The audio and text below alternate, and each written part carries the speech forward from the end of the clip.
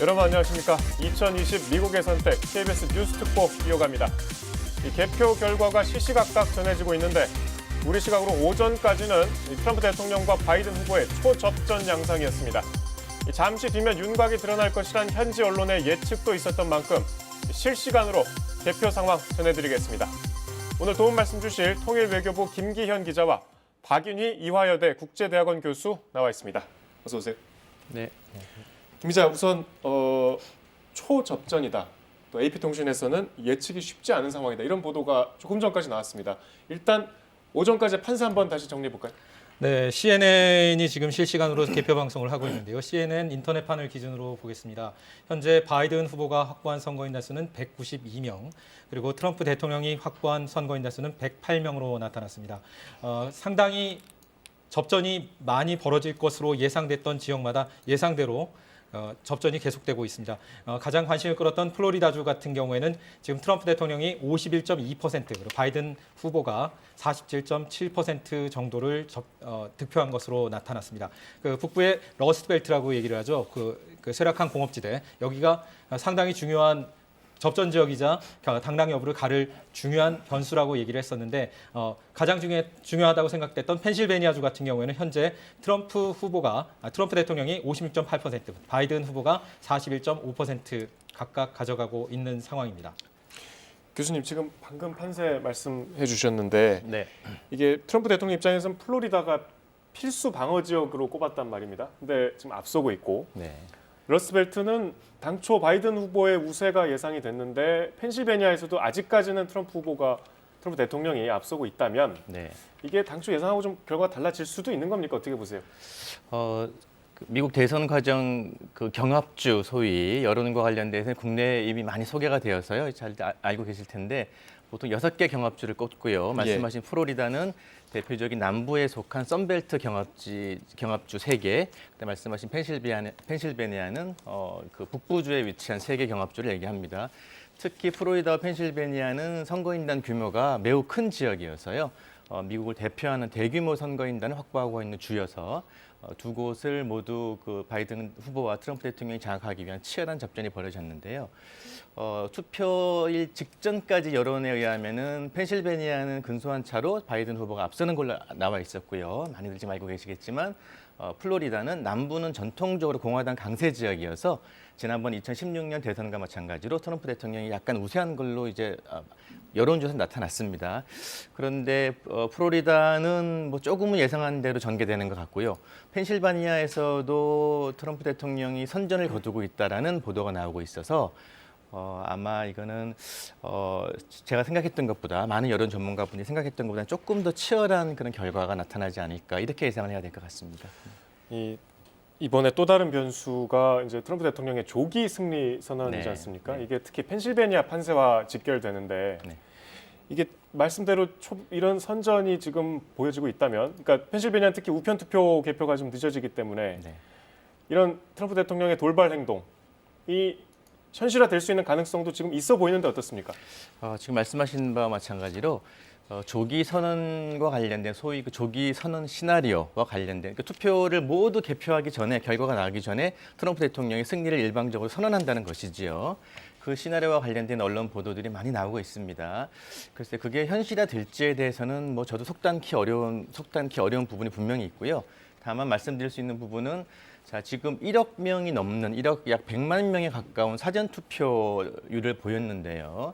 코로나19 때문에 불가피한 상황은 있었습니다. 우리도 4.15 총선에서 역대 선거에 보기 어려웠던 그 사전 투표 높은 투표율이 있지 않았습니까? 미국도 마찬가지인데 근데 지금 뭐 생각했던 것보다 훨씬 많은 투표 인원이 사전 투표를 했고 1억 명이 넘는 인구는 2016년 마지막 미국 대선 기준으로 봤을 때 70%가 넘는 유권자 규모란 말이에요. 그러면은 최종 투표 결과 참여율을 제가 지금 보지는 못했습니다만은 매우 높은 투표율이라고 예상이 되고 그리고 주마다 우편 투표라든지 사전 투표를 카운트하는 그 산술적으로 계산한 방식이 다 달라서 투표일에 소인이 찍힌 것까지 포함하는 주, 투표일에 도착한 것만 받는 주, 뭐 여러 가지 방식이 있어서 이게 많은 수의 우편 투표를 개표하기에는 시간이 걸릴 건 사실입니다. 그런데 현장 투표를 한 사람들, 그러니까 미국 시간으로 오늘 투표를 한 사람들은 상대적으로 이 코로나를 좀 무시하고 뭐 트럼프를 지지하는 열성 당원일 것이라고 예상이 되기 때문에 현장 투표에서는 공화당이 조금 더 유리할 거라는 게 일반적인 전망이죠. 그렇다면은 현장 투표가 끝나고 미국 시간으로 화요일 밤 기준으로 트럼프 대통령이 다소 앞서 있는 상황이 되면은 트럼프 대통령이 일방적으로 승리를 선언할 거라는 게 시나리오인데요. 제가 생각하기에는 근데 그것도 이제 근거가 있어야 되는데, 신뢰할 만한 근거가 있어야 되는데, 투표 차이가, 만약에 저는 조금이라도 바이든 후보가 앞선다면은 트럼프 대통령이 그런 무리수를 둘 것 같지 않고요. 트럼프 대통령이 본인이 확신을 가질 만큼, 현장 투표가 앞섰다고 생각한다면은 뭐 한 50%의 가능성이 있는 시나리오가 아닐까, 뭐 이렇게 말씀드릴 수 있을 것 같습니다. 50% 네. 정도 가능성이 있다. 상당히 높네요, 말씀에 비해서. 네, 네. 임 기자, 이 오전까지는, 그러니까 이르면 오후 2시면은 윤곽이 나올 수도 있다고 했는데 지금 이런 상황이면은 당선자 윤곽은 좀 늦어질 것 같은데 어떻습니까? 그 과거의 경험으로 비추어 본다면 그 미국이 우리나라보다 지금 14시간 정도 시간이 늦으니까요. 우리 시간으로 보면은 우리 시간으로 오후 2시면은 미국이 밤 12시입니다. 밤 12시쯤 되면은 진 후보가 스스로 자기가 졌다라고 얘기해서 승리한 후보한테 전화를 해서 그 패배를 인정을 하고 나서 승리를 선언하는 게 수순이었거든요. 근데 지금 같은 상황에서 아까 말씀하셨듯이 코로나19 상황에 그 우편 투표라든지 사전 투표가 굉장히 많이 이루어진 상황인데다가 그 개표 결과가 그러니까 상당히 초박빙인 상황에서 개표조차도 늦어지고 있다라고 얘기를 한다면 섣불리 패배를 시인하고 상대 후보한테 승리를 선언하게끔 만드는 것은 늦어지지 않을까라는 생각이 많이 듭니다. 그러니까 이번은 특히 그 말씀하신 우편 투표 때문에 결과 예측이 좀 상당히 어렵다고 보도들을 하고 있는데 이 우편 투표까지 개표를 하려면 앞으로도 상당히 사실 시간이 많이 걸리는 거죠. 미국의 선거 제도가 상당히 특이합니다. 중앙선거관리위원회가 전체 50개 주와 워싱턴 DC를 다 관리하는 것이 아니라 주별로 선거 관리를 하고 있거든요. 주 자체적으로 어떻게 선거를 치를지, 개표를 어떻게 할지를 자체적으로 정해서 그 룰에 따라서 진행이 되고 있습니다. 예를 들자면 지금 위스콘신이나 미시간, 펜실베니아 같은 경우는 오늘부터 사전투표를 개표를 하고 있고요. 북부의 러스트벨트 같은 경우에는 사전투표의 개표가 상당히 늦어질 것이다. 이런 얘기들이 많이 나오고 있습니다. 그렇기 때문에 미국의 뉴욕타임스 같은 경우는 2, 3일 전에 기사를 썼는데 사나흘 정도가 지나서 최종 결과가 나오는 것이 최대의 희망이고 길게는 뭐 1, 2주 갈 수도 있다. 이런 우려스러운 전망까지 있습니다. 그런데 가장 중요한 것은 그 해당 주가 얼마나 그 경합을 벌이고 있느냐. 이게 판단을 내리는 중요한 판단의 근거가 될 것 같습니다. 알겠습니다. 교수님 조금 전 말씀에서 이제 투표율 이번에 상당히 높다고 지적을 해주셨는데 이례적인 이런 투표율이 그러니까 이번 선거는 특히 코로나19라는 변수도 있었고 또 인종 문제도 상당히 첨예하게 불거졌지 않습니까? 네. 이번 투표율이 왜 이렇게 높아졌는지 어떻게 분석하고 계십니까? 저는 2020년 미국 대선을 관통하는 뭐 키워드라 그럴까요? 그런 걸 한 2개 정도 뽑고 있는데요. 하나는 코로나입니다. 어쨌든 뭐 예를 들어서 6월에 하기로 했던 그 민주당의 전당대회도 취소가 되어서 8월에 아주 약식 규모를 했고 더군다나 10월 초면은 선거의 가장 중요한 유세 기간인데 우리 시간으로 10월 2일 날 트럼프 대통령이 확진 판정을 받아서 한 열흘 가까이 선거운동을 하지 못했던 것도 굉장히 결정적인 변수였고요. 또 하나 키워드를 꼽으라면 저는 이번 선거는 개인적으로 트럼프 대통령과 민주당 바이든 후보 간의 싸움이 아니고 대결이 아니고 트럼프 대 트럼프의 대결이라고 저는 개인적으로 말씀드리고 싶습니다. 그러니까 트럼프를 좋아하는 사람들과 트럼프에 대해서 반감을 가지고 있는 사람들이 이제 투표장에 나가는 것인데요.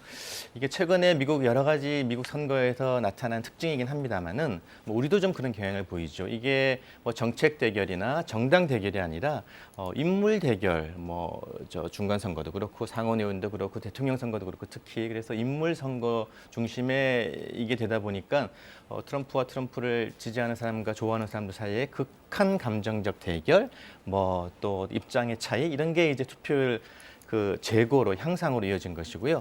그다음에 또 하나 이따가 말씀드릴 기회가 있겠습니다만은 미국 사회에서 나타나고 있는 이게 미국이 맞나 싶을 정도의 극단적인 사회적 분열 이게 문제인데 결정적인 사건이 한 두 가지 발생했죠. 5월에 발생했던 미네소타에서 흑인 그 사망 사건과 또 투표일 직전에 10월 26일인가요? 펜실베니아에서 흑인 총기 사망 사건, 경찰에 의한 일종의 그 사고죠.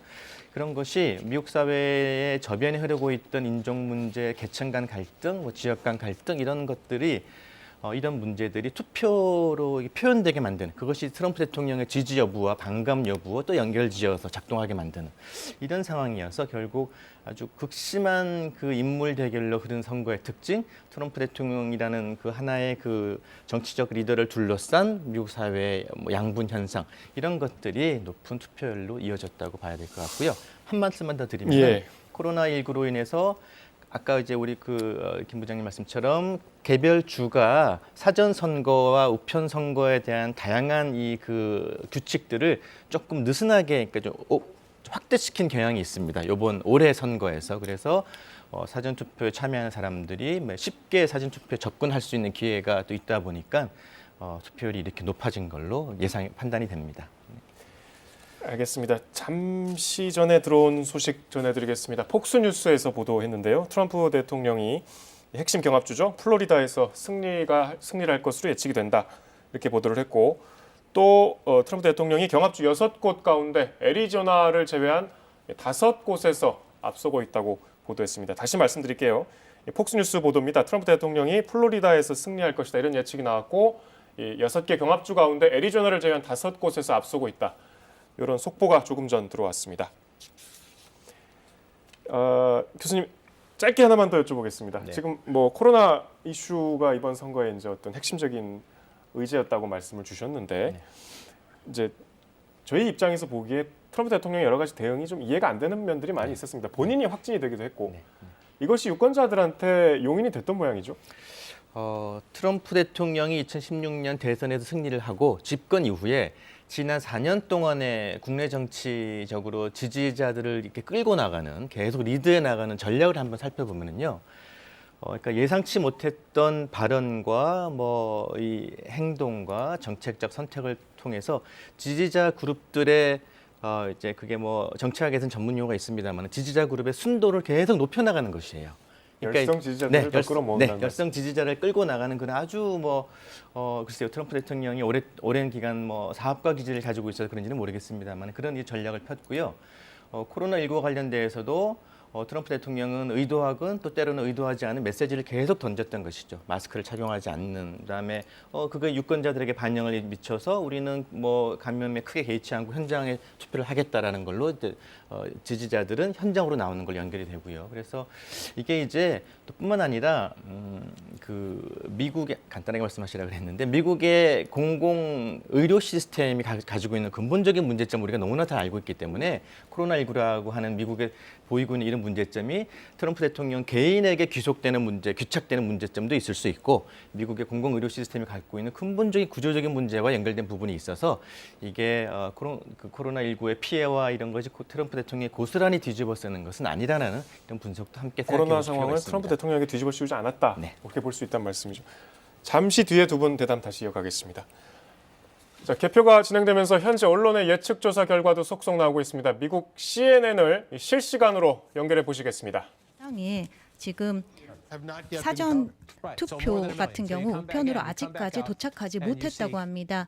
우편 투표 같은 경우 그렇다고 합니다. 지금 보시면 지금 37만 표로 트럼프가 펜실베니아에서 선두를 달리고 있습니다. 그런데 지금 굉장히 많은 개표가 안 되었습니다. 그렇기 때문에 만약 야구 경기라면 지금 아직까지 굉장히 게임의 초기입니다. 그렇기 때문에 지금 저희가 맥락을 살펴봐야 될 것 같습니다. 지금 보시면 실제 투표를 저희가 득표를 보고는 있습니다. 그래서 가상은 아닙니다. 그러나 저희가 지금 전반적인 큰 그림을 볼 수가 없습니다. 그리고 지금 거의 결승까지 간 장소들도 있습니다. 그런데 4년 전보다 지금 대부분 투표율이 높습니다. 여기에 보시면 2만 5천 표 차이, 16만 7천만 표가 지금 차이가 있었습니다. 4년 전의 상황이었습니다. 그렇기 때문에 2만 5천 표 차이가 나기 때문에 저희가 아직까지 시작입니다. 몬거머리 카운티 같은 경우는 지금 상황이 다르죠. 왜냐하면 2016년에 25만 표로 힐러리가 승리했습니다. 그렇기 때문에 지금 11만 표 정도 차이가 나고 있는데요. 아직까지는 시기상조입니다. 체스터 카운티를 보시면 조 바이든 같은 경우 지금 5만 8천 표의 차이가 있습니다. 힐러리 같은 경우 14만 1천 표로 승리를 했기 때문에 아직까지는 조기라고 할 수 있습니다. 델라웨이를 보겠습니다. 그리고 이제 필라델피아로 넘어가고 지금 58만 표를 4년 전에 클린턴 후보가 획득을 했었습니다. 상대적으로 득표율이 높았고요. 또 투표율도 높았습니다. 조 바이든 같은 경우에 현재 20만 표를 필라델피아에서 획득하고 있습니다. 지금 굉장히 개표에 있어서 초반부다라고 볼 수가 있겠습니다. 아직까지 많은 시간이 걸려서 개표가 이루어져야 되는데요. 이렇게 보시게 되면은 지금 대통령이 12%포인트 앞서는 것처럼 보이지만은 아직까지 100만 이상의 표가 개표를 기다리고 있습니다. 우편으로 들어오고 있는 표도 굉장히 많은 것을 볼 수 있고요. 펜실베니아 같은 경우에는 굉장히 오랜 시간이 걸려서 개표가 끝날 것을 보입니다. 다른 주도 마찬가지입니다. 지금 예측치를 좀 말씀드리도록 하겠습니다. CNN에서는 트럼프 대통령이 미시시피에서 승리할 것으로 예측합니다. 6명의 선거인단을 가져올 것으로 예측이 되고 있습니다. 지금 현재 선거인단 지도를 보게 되면은 바이든 후보가 192명을 확보했고요. 트럼프 대통령이 114명을 확보하고 있습니다. 270명을 확보하기 위해서 지금 후보들이 달려가고 있는데요. 미네소타 같은 경우에는 거의 50% 개표가 진행됐고요. 바이든이 57.3%, 트럼프 대통령이 40.7% 가져가고 있습니다. 미네소타는 10명의 선거인단을 가지고 있습니다. 아이오와 같은 경우에는 59% 개표가 진행되었고요. 굉장히 박빙입니다. 바이든이 지금 한 4만 표 앞서고 있고요. 50.9% 대비 47.3%로 득표를 하고 있습니다. 지금 계속해서 개표가 일어나고 있고요. 지금 트럼프 대통령과 바이든 후보가 이런 표차를 보이면서 진행을 하고 있습니다. 지금 네, CNN 개표 방송 동시 통역과 함께 전해드렸습니다. 개표가 진행되면서 시시각각 개표 상황이 전해지고 있는데 이 시각 현황 터치 스크린으로 알기 쉽게 정리해 보겠습니다. 김진호 기자입니다.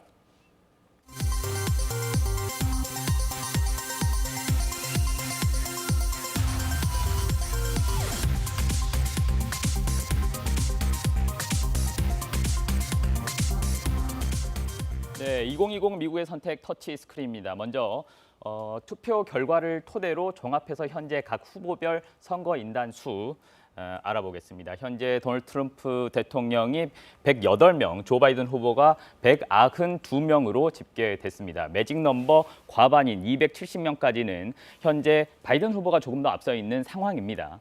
지금 이 지도의 색깔, 이게 현재 나와 있는 판세입니다. 4년 전 2016년에는 어떤 색으로 칠해졌는지 한번 확인해 보겠습니다. 현재까지 확정된 곳은 아무래도 경합주가 아닌 후보자들이 기존에 강세를 보이던 지역이고요. 4년 전 트럼프 대통령이 석권했던 지역을 누가 가져가느냐가 남은 승부의 핵심입니다. 트럼프 대통령이 석권했던 지역 중 미국 동북부의 러스트벨트와 미국 남부의 썬벨트 지역을 누가 가져가느냐가 핵심인데요. 그중에서도 러스트벨트, 미국 북동부에 있는 러스트벨트에 있는 세 곳에서 어떤 판세가 나오고 있는지 살펴보겠습니다. 먼저 선거인단 20명을 보유하고 있는 펜실베니아입니다.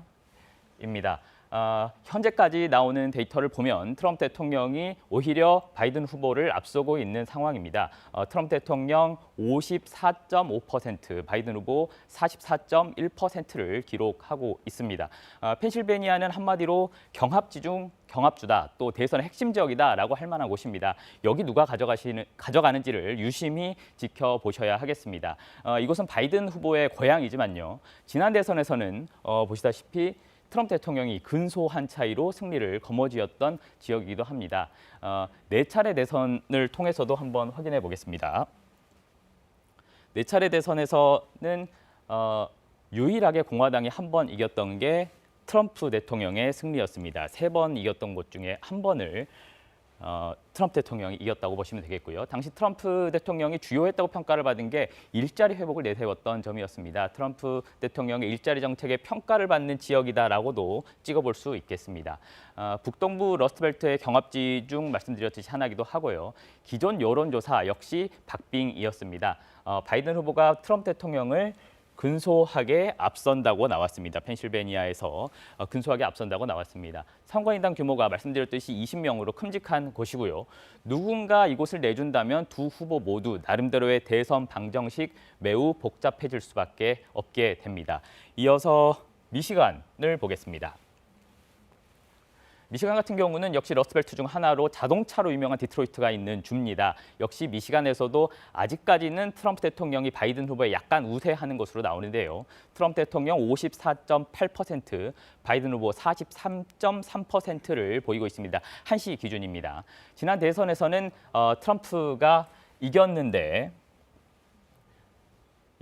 이때도 0.2%포인트 차이로 간신히 이긴 승부였습니다. 최근 4차례 대선 결과를 보면 역시 하늘색입니다. 4차례 대선에서 유일하게 트럼프 대통령이 거머쥔 곳이라는, 공화당 중에서 트럼프 대통령이 거머쥔 곳이라는 뜻입니다. 이곳이 1988년 조지 부시 이후 처음으로 트럼프가 공화당 후보로는 이긴 선거였는데 여론조사를 통해서 보면 역시 흰색으로 분류가 돼 있고 바이든 후보가 5.1% 앞선다고 나와 있습니다. 이곳에 그리고 주지사가 민주당 인사입니다. 그런데 코로나19 봉쇄 정책을 놓고 트럼프 대통령과 갈등을 빚기도 했습니다. 이런 변수, 코로나19라는 변수도 어떻게 결과로 나타날지 지켜볼 대목입니다. 마지막으로 위스콘신을 보겠습니다. 트럼프 대통령이 50.1%, 바이든 후보가 48.2%로 트럼프 대통령이 조금 앞서는 것으로 나오고 있습니다. 위스콘신은 낙농업 지역으로 알려진 지역인데요. 경합주 6곳 중 가장 적은 선거인단 10명입니다. 하지만 이곳에서 또 어떻게 누가 석권하는지에 따라서 이번 대선의 향방이 많이 갈릴 수 있으니까 지켜보시면 좋겠습니다. 지금까지 터치 스크린에서 전해드렸습니다.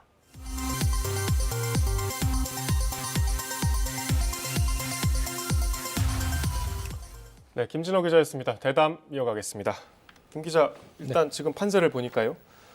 트럼프 대통령 입장에서는 이 선벨트를 모두 가져가고 또 러스트벨트 가운데 한 곳만 가져가도 이길 수 있다. 뭐 이런 전략이 보도가 됐었는데 지금 보니까 선벨트에서도 상당히 앞서 있고 특히 플로리다도 그렇고요. 네, 심지어 그렇습니다. 러스트벨트도 지금까지 아직 이르지만 네네. 앞서고 있는 걸로 나왔습니다. 그러면 그 시나리오대로 될 수도 있는 겁니까?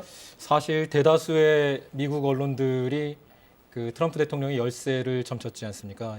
예를 들자면 영국의 이코노미 주간지 이코노미스트 같은 경우에는 트럼프 대통령이 이길 가능성은 4%에 불과하다. 그런데 이 6개 주를 모두 다 가져가야지만 이길 수 있다라고 얘기를 했었고 실제 2016년 선거 같은 경우에도 트럼프 대통령이 이길 가능성은 10% 안팎에 불과하다라는 얘기를 했었는데 결국은 그 여론조사 결과들을 모두 다 뒤집고 결국은 6개 주를 다 가져가면서 승리를 거머쥐었었거든요. 이번에도 그렇게 될 수 있지 않을까라는 관측들이 나올 수 있는 충분한 가능성이 보이는 것 같다고 할 수 있을 것 같습니다. 교수님 좀 이르지만 네. 지금까지 나온 걸로만 봐서는 지금 어떻게 보십니까? 개인적으로 그 선거 임박하면서 여러 미국의 언론과 뭐 여론기관들이 발표하는 자료를 쭉 한번 훑어봤습니다. 보면은 대체로 여론기관과 언론들은 4%, 적게는 4%에서 크게는 약 한 12%까지 이제 바이든이 승리할 것이라는 전망이었고요. 물론 한 두세 개 그중에 한 곳은 16년에도 트럼프의 승리를 정확하게 맞춘 기관이 이번에도 트럼프 승리를 주장하고 있습니다. 근데 제가 종합적으로 이렇게 쭉 한번 살펴봤더니 대략 현장 투표를 포함을 하고 그다음에 우편 투표가 약 한 60%에서 70% 정도까지 개표할 때까지는 트럼프가 앞설 수 있다라는 전망이 꽤 있었습니다. 지금의 상황처럼. 네, 지금의 상황처럼. 그러니까 이제 그 현장 투표를 트럼프가 앞서고 그게 상쇄되기 위해서는 우편 투표가 한 60% 정도까지는 개표가 돼야 된다는 것이죠. 그리고 60에서 70%의 우편 투표 개표가 넘어서는 순간부터 나머지는 바이든이 많이 이제 우편 투표에서 승리할 것이고 결과론적으로는 바이든의 승리가 예상된다는 것이 대체적인 그런 그 언론의 분석이었습니다. 그래서 저는 지금 초기 상황이 예상보다는 조금 트럼프 대통령에게 유리하게 전개되는 것처럼 보이기는 하지만 아직까지는 그런 많은 다수의 그 여론 분석 기관들이 전망했던 사항을 조금 이제 계속 그 귀담아 들어야 되는 것이 아닌가 하는 것이 저의 일단 지금의 생각입니다. 네. 제가 출연을 해가지고 지금 인터넷으로 나와 있는 그 화면들을 계속해서 지켜보고 있는데요. 각 언론사들마다 미국 지도를 전체를 놓고 이 색깔을 빨간색 혹은 파란색 이렇게 나눠서 짙어지느냐 약해지느냐 이걸 가지고 계속 그러니까 실시간으로 업데이트를 하고 있습니다. 근데 처음에 개표가 시작됐을 당시에는 파란색이 꽤 많았었는데 그것이 빨간색 쪽으로 조금 움직였다가 다시 파란색 쪽으로 많아지는 이런 그러니까 계속적으로 움직이는 듯한 모습을 보이고 있기 때문에 아직까지는 이거를 어떻게 누가 이겼다라고 전망하기는 쉽지 않은 것 아닌가라는 생각이 들고요. 지금 방금 들어온 자료 중에는 아리조나주가 상당히 그러니까 남부에서 관심 지역이었는데 바이든 후보가 앞서고 있고 유력하게 지금 선거인단 11명을 가져갈 수 있을 것이다. 이런 그러니까 관측들이 폭스뉴스에서 나오고 있는 것 같습니다. 그럼 김 기자께서는 지금 상황이 교수님 말씀과 달리 네. 좀 트럼프 대통령 쪽이 유리하게 가고 있는 거는 사실이다 이렇게 보고 계신 건가요? 그러니까 예상보다 트럼프 대통령이 현장 투표에서 지지율을 좀 더 받고 있다라고는 볼 수 있을 것 같습니다. 왜냐하면은 플로리다 같은 경우에 여론조사의 부침들이 상당히 많았긴 하지만 전반적인 추세가 바이든 후보가 앞서 있고 트럼프 대통령이 막판에 추격을 하는 양상이었거든요. 근데 이 추격 양상이라고 얘기하는 것이 2016년도에 트럼프 대통령이 이길 수 있었던 가장 큰 이유는 그 여성 대통령 후보였던 힐러리 클린턴 후보가 선거 열흘 전에 그 이메일 스캔들이라고 해서 그쪽에 민주당 진영에 상당히 큰 악재가 있었습니다. 근데 지금 바이든 후보 같은 경우는 특별한 악재가 없는 상황에서 추격전을 벌이고 있는 데는 일정 정도 한계가 있지 않을까라는 분석이 많았었는데 결국은 이 분석을 깨고 플로리다에서 가져갔다라는 것은 상당히 중요한 의미를 가진다라는 측면에서 트럼프 대통령이 현장 투표에서 상당히 선전했구나. 다시 얘기하면 숨어있는 샤이 트럼프의 지지자들이 상당히 지금 현장에 나가서 투표를 했구나라고 볼 수 있을 것 같습니다. 샤이 트럼프는 왜 있는 겁니까? 이번 선거에도 똑같은 얘기가 나오는데요. 이번 선거에서 샤이 트럼프가 지난 16년 대선보다 저는 수적으로 더 많을 거라고 생각합니다. 더 많아졌다는 네, 말씀. 개인적으로 저는 그렇게 생각합니다. 왜냐하면은 이게 이제 우리도 뭐 샤이 보수 그런 표현을 쓰듯이 이렇게 이제 트럼프 대통령이 가지고 있는 아주 독특한 그런 좀 글쎄요. 가끔은 이제 좀 정상적인 미국 대통령으로서의 모습과는 다른 그런 리더십을 보이는 것을 지지하는 것에 대해서 공개적으로 말하는 게 불편한 사람들이 있을 수 있죠. 그래서 그런 사람들을 이제 흔히 우리가 샤이 트럼프 지지층이라고 얘기합니다만은 이게 이제 글쎄요. 나중에 한번 말씀드릴 기회가 있을 것 같습니다만 저는 16년 대통령 선거에서 트럼프를 불러냈던 트럼프라는 인물을 소환해냈던 미국의 일반적 국민적 정서가 바이든이 이기든 누가 이기든 지금도 저는 바뀌지 않았다고 생각합니다. 그러니까 트럼프 대통령이 오랜 동안부터 의회 지도자를 했거나 주지사를 했거나 그런 게 아니고 평생 기업을 하다가 또 리얼리티 쇼를 진행하는 진행자였다가 정말 갑작스럽게 미국 대중이 불러낸 거란 말이에요. 불러낸 배경에는 왜 우리가 이렇게 국제사회를 위해서 불필요한 비용을 쓰느냐, 뭐 중국을 저렇게 가만히 놔둬도 되느냐, 왜 우리는 그 가난한 그 백인 노동자들은 우리가 미국의 주인인데 왜 이렇게 저평가되고 있는 이런 정서가 있었던 거고 지금도 그런 정서는 매우 강하게 있습니다. 그래서 저는 기본적으로 드러나지 않은 근데 그런 정서를 가지고 있는 미국 국민들 중에서 어쨌든 트럼프 대통령의 4년간의 집권을 보고 이게 정상적인 리더십은 아니라고 생각은 했지만 그것 때문에 지지를 밝히는 게 더 힘들어진 거란 말이에요. 그래서 저는 샤이 트럼프는 여전히 존재하고 있고 4년의 집권의 어떤 경험이 쌓이면서 겉으로 드러내지 않는 이런 성향은 더 강해지고 그래서 이번에도 그런 표가 어떻게 드러날지 이런 거는 우리가 좀 지켜봐야 될 거라고 봅니다. 그렇지만 지금 상황은 반드시 트럼프 대통령이 유리한 상황은 아니다. 아까 그런 말씀 저는 조금 기다리고 싶습니다. 네. 잠시 뒤에 다시 또 말씀 이어가겠습니다. 네, 이 미 대선 결과 우리 금융시장에도 큰 영향을 미칠 수밖에 없습니다. 전부 다 외환시장 변동성을 우려하면서 상황을 주시하고 있는데 취재기자 전화 연결돼 있습니다. 자, 서영민 기자, 코스피 상황 어떤가요? 네, 아직까지 금융시장 불안 우려는 크지 않습니다. 이 시각 현재 코스피는 어제보다 17포인트 정도 오른 2360선 기록하고 있습니다. 원달러 환율은 좀 올랐습니다. 한때 10원 넘게 올라서 1140원 중반대까지 올라갔었는데 지금은 좀 안정돼서 1130원 후반선에서 등락하고 있습니다. 이 정도면 큰 등락폭, 변동폭을 기록하는 건 아닙니다. 앞으로 선거 결과 윤곽이 드러나면서 상황 전개에 따라서 우리 증시, 환율도 요동칠 수 있습니다. 단기적으로는 개표 첫날 결과를 확정할 수 없을지도 모른다는 불확실성이 문제입니다.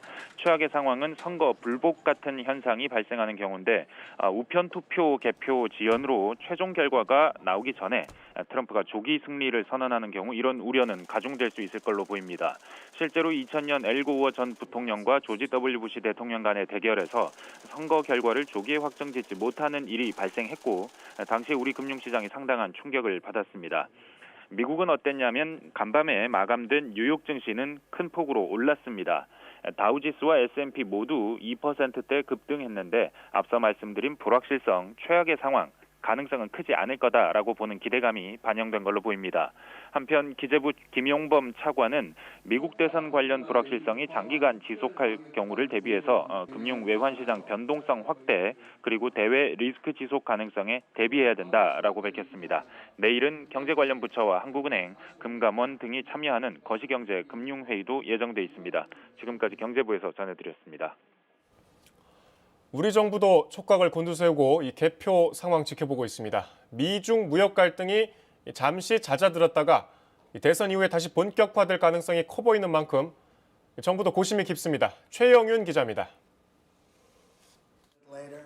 미국 트럼프 행정부는 지난 2017년 12월 새로 마련한 국가 안보 전략에서 중국을 전략적 경쟁자로 규정했습니다. We also face rival powers, Russia and China, that seek to challenge American influence, values, and wealth. 이 같은 반중 정서는 미국 의회에서 공화당과 민주당의 경계를 넘어선 초당적인 움직임으로 이어졌습니다. 대만과의 관계를 개선하거나 홍콩의 민주주의를 지지하고 중국 기업들의 미국 내 활동을 제재하는 각종 법안이 잇따라 만들어졌습니다. 미국 내에서 중국에 대한 부정적인 인식도 73%에 달할 정도로 역대 가장 높은 수준까지 올랐습니다. 이를 반영한 듯 미국 대선 과정에서도 두 후보의 대중국 정책에서 큰 차이를 찾기는 어려웠습니다. 이른바 항행의 자유 작전과 대만의 민주주의 방어를 지지하고 중국에 의한 홍콩의 자치권 침해를 양측 모두 강력하게 반대했습니다. 5G 등 첨단 기술에서 중국의 확산을 제약하고 견제해야 한다는 데에도 견해차가 크지 않았습니다. 따라서 대선 이후 미국은 우리에게 반중 경제 블록인 경제번영 네트워크 EPN이나 반중 안보 동맹체로 거론되는 쿼드 플러스에 대한 참여를 압박할 가능성이 큽니다. 가장 큰 경제 파트너인 중국의 존재를 무시할 수 없는 만큼 우리의 고민은 커질 수밖에 없습니다. 한미 동맹을 계속 발전적으로 관리해 나가면서 우리의 그 경제적 이익이 크게 걸려 있는 중국과의 전략적 동반자 관계도 계속 조화롭게 발전시켜 나가야 되는 것이 안보는 미국, 경제는 중국이라는 이분법적 접근보다는 사안별로 우리의 국익을 최우선하는 현명한 판단이 필요하다는 분석입니다. KBS 뉴스 최영윤입니다. 네, 방금 들어온 소식입니다. 폭스뉴스가 바이든 후보가 경합주인 애리조나주에서 승리할 것이란 예측을 했다고 보도했습니다. 네, 다음 소식입니다. 세계 각국도 개표 결과를 주시하고 있는데 특히 미중 갈등의 당사자 중국 상황 살펴보겠습니다. 베이징 연결합니다. 최영훈 특파원, 중국 매체들은 이 대선 상황 어떻게 보도하고 있습니까? 네, 결과는 숨죽이며 지켜보고 있지만 겉으로는 관망하는 분위기입니다. 선거 개입 논란을 의식해서인지 관영 매체들은 특히 결과에 대한 예측을 자제하고 있습니다. 여기에는 누가 대통령이 되든지 중국과 미국의 관계가 좋아지기는 힘들다. 결국 중국 때리기는 계속될 것이라는 시각이 대체적으로 깔려있기 때문으로 보입니다. 다만 중국 때리기의 양상은 다를 것이기 때문에 각각의 시나리오별로 통상 외교 전략 등을 세워놓고 대비하고 있는 것으로 알려졌습니다. 특히 미 대선 결과가 곧바로 나오지 않는 혼란한 상황이 된다면 미국에서 중국과의 갈등을 부각시키려는 시도, 예를 들어서 타이완이나 남중국해 등을 고리로 한 갈등이 생길까 예의주시하고 있습니다. 일단 중국은 대선 이후에도 미국과 전면 대결을 피하고 안으로 힘을 길러서 결국 미국을 넘어서겠다는 전략입니다. 그래서 얼마 전 열린 중국 공산당 19기 5중전에서는 소비가 경제 성장을 이끌게 하고 또 첨단 기술 분야에서는 자립하는 이른바 쌍순환 발전 전략을 들고 나왔습니다. 이 대선 결과가 나올 쯤에 시진핑 주석이 연설을 할 예정이라는데 여기서 이 첫 대미 메시지가 나올 수도 있겠네요. 네, 이곳 시간으로 오늘 밤 중국 국제 수입 박람회 개막식에서 시진핑 주석이 화상 연설을 합니다. 박람회 본행사는 내일부터인데 예년과 다르게 시 주석이 연설하는 개막식이 전날 저녁으로 잡혀 있습니다. 미국 시간으로는 대선의 이튿날인 셈인데요. 대선 결과가 나올 때쯤에 맞춰진 연설인 만큼 어떤 내용이 담길지 관심이 쏠리고 있습니다. 다만 이 시각까지도 결과가 나오기 어렵다는 전망이 나오는 가운데 보호무역을 앞세우는 미국의 대응에서 중국의 대외 개방을 강조하고 또 중국은 이렇게 국제사회에서 책임 있는 모습을 보이고 있다며 리더십을 강조하는 수준이 될 것이란 전망이 나옵니다. 지금까지 베이징에서 전해드렸습니다. 네, 이번엔 미국과의 동맹을 외교 정책의 핵심으로 내세우고 있는 일본 상황 알아봅니다. 도쿄 연결합니다. 황현택 특파원, 스가 총리가 오늘 미 대선과 관련된 언급을 했죠? 네, 그렇습니다. 스가 총리는 오늘 국회에 나와서 결과를 예단하지 않겠다면서 신중한 입장을 보였습니다. 일본 정부 역시 이번 대선 결과가 자국에 미칠 영향에 촉각을 곤두세우는 모습인데요. 먼저 지난달 스가 총리의 국회 연설 잠시 들어보시겠습니다. 我が国外交安全保障の基軸である日米同盟は、インド太平洋地域と国際社会の平和繁栄自由の基盤となるものです。 그동안 일본이 내세운 외교 정책의 핵심은 미일 동맹, 더 나아가 미국 제일주의입니다. 그래서 표면적으로는 누가 승리하든 전통적인 미일 동맹 관계는 탄탄할 것이라고 강조하고 있습니다. 다만 아베 전 총리와 트럼프 대통령이 서로 각별한 친분을 과시했던 만큼 내심 트럼프 대통령의 재선을 바라는 분위기도 읽힙니다. 실제로 4년 전 대선 때 아베 총리는 당선자가 나오자마자 곧바로 미국으로 달려갔는데요. 취임식도 하지 않았던 트럼프 대통령이 마주한 첫 외국 정상이기도 했습니다. 네, 말씀대로 아베 전 총리는 트럼프 대통령과의 관계에 상당히 공을 들였는데 이번 대선 결과에 일본 외교안보 정책도 큰 영향을 받겠네요. 네, 일본 정부가 특히 주목하는 건 향후 미국 정부의 대중국 정책입니다. 대표적으로 센카쿠 열도, 중국명 랴오이다오 영유권 분쟁 등 중국과의 외교적 긴장감이 갈수록 고조되고 있기 때문입니다. 그래서 일본은 트럼프 대통령 재임 기간 미국과 함께 중국의 팽창에 제동을 걸기 위해 지역 국가들과 연대를 강화했습니다. 반면에 바이든으로 정권이 교체될 경우 이른바 재팬 패싱, 즉 일본 배제 가능성을 우려하기도 합니다. 미국과 중국이 갈등 완화를 모색할 경우 중국과 각을 세워온 일본 외교의 존재감이 옅어질 가능성이 크기 때문입니다. 아울러 미국 대선 결과는 내년 3월에 만료되는 주일미군 방위비 협상에도 중대한 변수가 될 전망입니다. 그동안 트럼프 행정부는 기존보다 약 4배 많은 연 80억 달러 이상을 일본 정부에 요구해왔습니다. 지금까지 도쿄에서 전해드렸습니다. 이번엔 미국 대선과 관련한 다양한 정보들 종합해 보겠습니다. 미 대선 돋보기 순서 강푸른 기자입니다. 네, 이번 대선과 관련해서 여러 가지 소식 한번 가볍게 정리해보는 시간 가지겠습니다. 저희가 준비한 자료 보시면서 설명을 드릴게요. 자, 대선 돋보기 첫 소식은 이번 역대급 기록을 경신했던 사전투표에 대한 이야기입니다. 많은 사람들, 특히 1억 명이라는 역대급 기록을 올린 데에는 코로나19라는 변수가 있었습니다. 이렇게 다닥다닥 모여가지고 투표를 할 경우 코로나19 위험성이 높아진다고 생각해서 많은 사람들이 사전 우편 투표로 표를 던졌는데 이 절차, 우리뿐만 아니라 미국인들에게도 생소합니다. 그래서 스타들의 SNS 인증샷으로 이 절차를 한번 따라가 볼 텐데요. 블레이크 라이블리와 라이언 레이놀즈 손에 들고 있는 게 바로 이번 사전 우편 투표 용지입니다. 이걸 신청해서 자택 주소로 받게 되는 거고요. 그 다음 셀레나 고메즈가 보고 있는 것처럼 이 봉투를 뜯으면 투표용지만 달랑 있는 게 아니라 어떻게 기표를 해라 안내문 같은 게 같이 있습니다. 이제 그걸 보고 기표를 한 다음에 안전하게 봉투에 넣으면 되는데 이제 제출하는 방법이 여러 가지가 있습니다. 자, 먼저 앤 해서웨이가 SNS에 올렸다가 바이든 후보 지지한다고 같이 밝히면서 공연히 홍콩 네티즌들의 악플 세례에 시달리기도 했던 사진인데요. 자세히 보시면 발롯 here 여기에다가 투표 용지를 넣어라. 전용 투표함입니다. 이런 식으로 직접 보내도 되고요. 아니면 가까운 우체통에 넣어도 되는데 누군지 알아보실 수 있을까요? 마스크와 선글라스로 얼굴을 가렸지만 프렌즈 레이첼로 유명한 배우 제니퍼 애니스톤도 이렇게 사전 우편 투표 방식을 선택을 했습니다. 왕년의 청춘스타 데미 무어처럼 직접 이제 투표 현장을 미리 찾아서 조기 현장 투표로 제출을 하는 방법도 가능한데요. 그래도 역시 투표의 꽃은 투표 당일 현장 투표겠죠. 자, 이 사진 보시면 마치 패션 잡지에 실릴 것 같은 한 장면입니다. 하지만 이 여성 패션 화보를 찍고 있는 건 아닙니다. 누군지 알아보실 수 있을까요? 바로 트럼프 대통령의 아내 영부인 멜라니아 트럼프입니다. 이 드레스 아주 유명한 명품 브랜드인데 가격이 500만 원에 이릅니다. 자, 패션을 마스크로 망칠 수 없다는 생각이었을까요? 당당하게 마스크 없이 나타나서 코로나19 위기의식이 너무 없는 거 아니냐 이런 빈축을 샀습니다.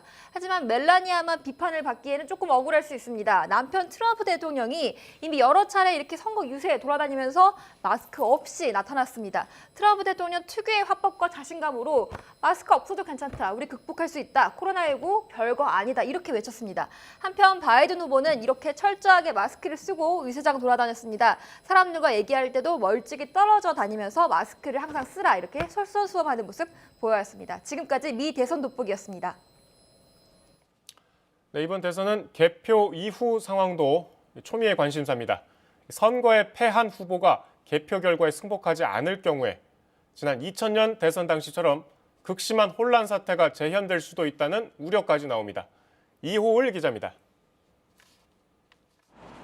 올해 미국 대선은 사전 투표 열풍이 불면서 사전 투표자 수가 앞선 2016년 대선을 크게 앞질렀습니다.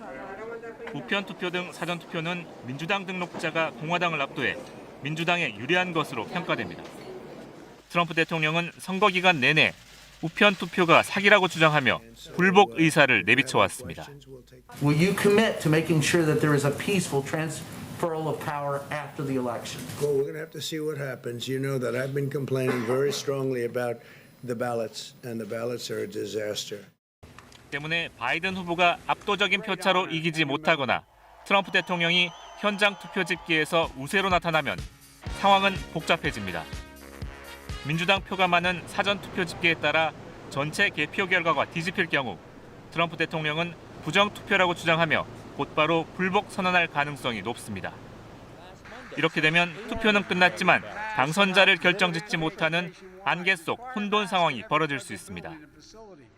실제로 2000년 대선 당시 플로리다주에서 초박빙 결과가 나오자 공화당 조지 W. 부시와 민주당 엘 고어 후보 간 재검표 소송 끝에 한 달여 만에 부시 후보의 당선이 확정된 바 있습니다. 이번 대선도 선거 결과가 법정 다툼으로 이어져 법원 판결에 의해 차기 대통령이 결정되는 최악의 시나리오가 펼쳐질 가능성을 배제할 수 없는 분위기입니다. 트럼프 대통령이 대선 직전 보수 성향의 연방 대법관 지명을 서두른 것도 이런 법정 분쟁 가능성을 염두에 뒀기 때문이라는 분석이 나옵니다. 트럼프와 바이든 후보 진영 모두 대선 결과가 소송으로 이어질 것에 대비해 대규모 법률단을 꾸리는 등 만반의 태세를 갖춰놓고 있습니다. KBS 뉴스 이호울입니다. 코로나19는 미국 대선에도 큰 영향을 미쳤습니다. 후보자들의 유세 방식, 유권자들의 투표 행태까지 바꿔놨는데 김경수 기자가 설명해드립니다. 탁 트인 공항 활주로가 유세장으로 바뀌었습니다. 경납고 앞은 트럼프 미 대통령 지지자들로 북적입니다. 코로나19 감염 위험으로 실내 대규모 유세가 어려워지자 고육지책으로 내놓은 이른바 경납고 유세입니다. We're here today, and you know the truth. America is the most magnificent, most virtuous nation that has ever existed. 바이든 민주당 후보는 유세 기간 내내 군중과 직접 접촉을 자제했습니다. 선거운동 상당 기간을 델러웨어주 자택에 머물며 온라인 유세를 하는가 하면 공개 활동을 며칠간 아예 하지 않은 적도 있습니다. 그나마 유권자를 직접 만난 것도 드라이브인 유세를 통해서였습니다. 코로나19 사태는 이처럼 과거 대규모 집회와 같은 전통적인 미 대선 유세 방식을 송두리째 바꿔놓았습니다. This is the most important election in our lifetimes, and you can make all the difference. Here in Florida, you can determine the outcome of this election.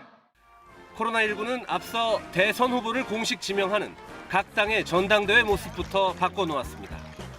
원래 7월 거행 예정이던 양당의 전당대회는 코로나19 대유행으로 한 달가량 미뤄져야 했습니다.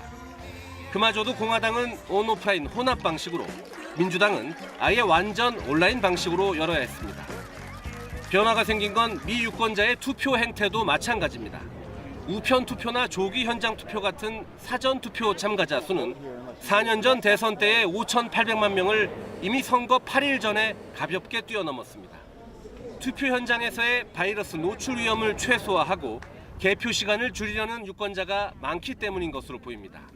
I just got my ballot in the mail yesterday, so I wanted to get it back in the mail as quickly as humanly possible. It's awesome to see this turnout, to be honest. 가장 주목되는 부분은 유권자 표심입니다. 텍사스, 애리조나 등 이른바 선벨트 지역의 감염 확산세가 두드러지면서 공화당 텃밭으로 분류됐던 지역이 경합 지역으로 바뀌었습니다. 하루 신규 확진자가 수만 명 이상 늘어난 미국. 양당 대선 후보나 유권자 모두 지금까지 한 번도 경험해보지 못한 대선을 맞고 있습니다. KBS 뉴스 김경수입니다. 네, 대담 이어가겠습니다. 김 기자, 조금 전에 트럼프 후보 쪽에서 반응이 좀 나왔다고요? 네, 20분 전쯤이었었죠. 폭스뉴스가 트럼프 대통령이 아리조나주에서 패배했다. 바이든 후보가 당선이 될 것으로 예측된다라는 의견을 예측을 내놨었는데요. 트럼프 캠프의 제이슨 밀러 선임 고문이 트위터를 통해서 너무 빠르다.